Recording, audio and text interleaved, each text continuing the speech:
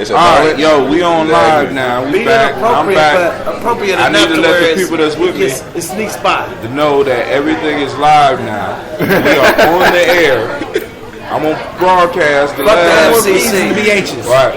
Fuck the FCC. That's why I do my show. Fuck the That's why I FCC. want to do it. You know what I'm saying? So we live. We have a good conversation. Due to lies and untruths, it is a fact that netbooks do, Chromebooks do crash, because my shit crashed. You know what I'm saying? So I'm going to make sure that y'all get the first part of this show. But those of you that's tuning in right now, this is part 2. So I'm going to be uploading music while my brothers is talking. But right now, I'm just finding out some stuff because we're going through the history. We bringing up topics? Oh, we got to be serious all the time. No, we ain't got to be serious. Okay, can I bring up a topic? Go ahead, bring it where you want. I want to bring up a topic. Let's go to a music break. I got the music loaded yet. Right. All right. What's the topic? Let me see. Let me see. The topic of bedroom bullies. I love to bump into a bedroom bully. That chick that don't look innocent. Then you get them naked and they just take over. They just bully your ass like, nah, sit down. Hey, fuck me. Or whatever. I've only had one experience like that in my life. Only had one experience like that. It's rare. That's why it's a good topic for me to break up off on the seriousness too. But it's relevant. Ain't nothing wrong with bumping into a bedroom bully. I ain't really like them type of chicks that punch you in the face. Let's change the topic of discussion. Ain't nobody. No, back to some that's foreplay. Oh, that's for you. That's for me. What's going on in current with your hair and shit. As far as the city of Columbus, talking about all that. I see. We got some new legislation. Oh, the House of Culture. Oh, the House of Culture. It's a venue that me and my brothers created. Pretty much just a platform for us to express ourselves, and more or less on the Afrocentric wave, or if you want to put it like that, it's more or less geared toward our people. Yeah, geared towards our people. We want to wake our people up slowly but surely. We don't want to kick people out of bed, but we want to heal you. We want to give you the opportunity to know yourself, know where you came from. Just learn about yourself. It's all comes from within. So whatever you project out is what we want you to understand. What you're projecting out to people, because people do receive that and they do put it back out in their own return. Is that an acronym? What's the letters? THC, obviously. THC, okay. Obviously. That's it. And we up there in the 25% to 30% ratio. You might go into a comatose. Now here's a problem. Here's a problem. And as being what we the House talking of about. Culture, you have to have in the market, almost like Procter and Gamble. Now we can get deep. You have to have $2 million to invest into being able to have an application, to have membership to be public as far as legalized, have your distribution ownership when it becomes legal in this state. Now in Michigan it's legal. In Arizona we know, in Colorado and all that. Exactly. I don't know what bro's talking about, but we was talking about medicinals. Hey, it's all healing. It's all herb. It's all for the. So this is my question: where does everybody stand at this table about legalization in Ohio? Hey, we should have been there. We should have been there, but we're out the loop because we don't have $2 million to invest into the application to become legalized. Why don't we? To pay taxes. Why don't we? We got more. We do have that. It's still illegal. They decriminalized it. As far as not decriminalized completely, but they took the penalties. They lessened the penalties. It's a state legislation now. It's a state, exactly. They lessened the penalties around Columbus. As far as you only gonna get a ticket if you have.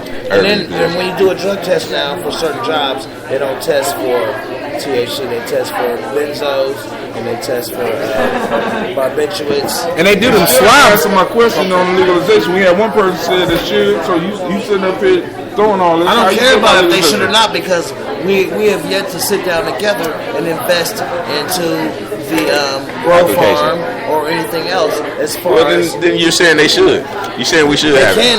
They should because it'll be easier to sustain a job or family wise.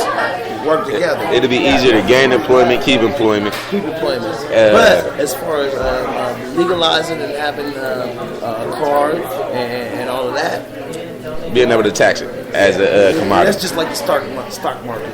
When the economy's down, we don't feel that shit. We don't feel it. When the economy's up, we don't feel that shit.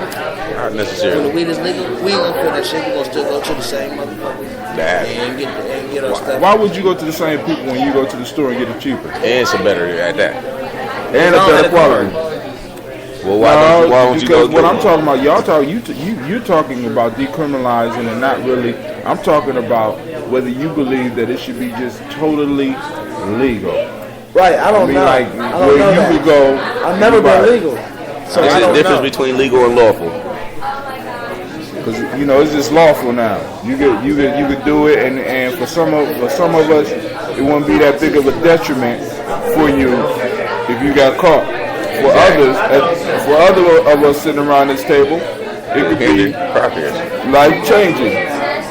You know what I'm saying? Life changing. You know what I'm saying? I'm just mad because I can't get into the investment aspect of it. We'll get there. Let me say this. This is a whole nother piece. We're looking at it from the wrong angle. See, you got to put it on the books because I don't agree with them legalizing it, but then making it only available to profit from it at such a high level. So you got to have $2 million to register. That shit is not right. If weed is legal, it should be legal for me to have a garden and grow that shit if I chose to. I wouldn't necessarily choose to do that, but the point is, if it's legal, it needs to be legal. I don't need to put no $2 million down because that marginalizes. Alcohol is legal and you can't. Alcohol is legal and bootlegging is illegal. Bootlegging at a certain level is legal. Like for example, for those that don't know, Brother Hatim had what he called his magical elixirs. I make mead, right?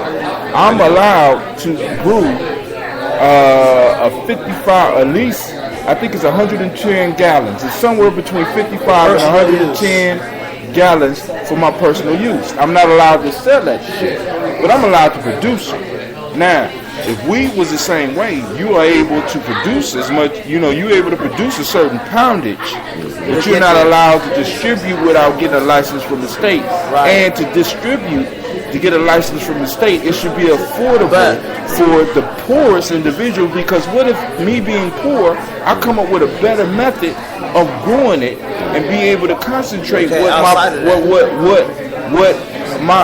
my clientele would like. Why should I have to pay $2 million in order for me to do that? That means I have to go in further debt. And on top of that, we're not even looking at the job opportunities that an industry such as legal cannabis and marijuana could bring to individuals. You know what I'm saying? Because I'm like this. We already talked about how there will be no jobs in the future. There's going to be very few jobs. Right now, we ain't being hired. So don't hate. Because if there's an undercurrent and we still profiting off of that, we can still, if it's legalized, work part-time or full-time and not be change to that. I don't know. Not only change to that, not have consequences for the lifestyle that we already have adapted to. Meaning, if I smoke weed, I can get me a part-time job or something else, and they're not going to hold it accountable to me that I got weed in my system when I take the drug test. So that's better in a smaller, in a lower class or a different tax bracket. Ready to go?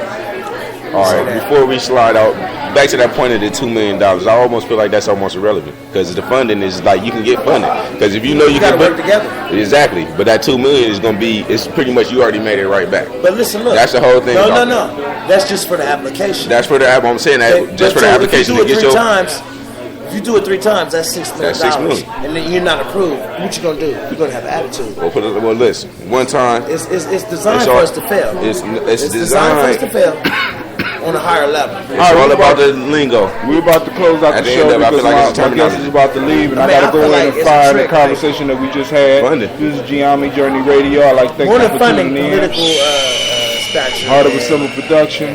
But And get that funding. It's like I running for the try to mayor. blow up your old paradigm. Stay running tuned for the for mayor. the first part. If you running for the mayoral, whatever, Stay tuned for the first trying to part. be the mayor, you got enough funding to become a contendant to be in the race for the mayor. How do they get But that you money? won't win. They lobby, they campaign, they go out and run, Right. they play all the place, all the advertisements, and they get people to donate.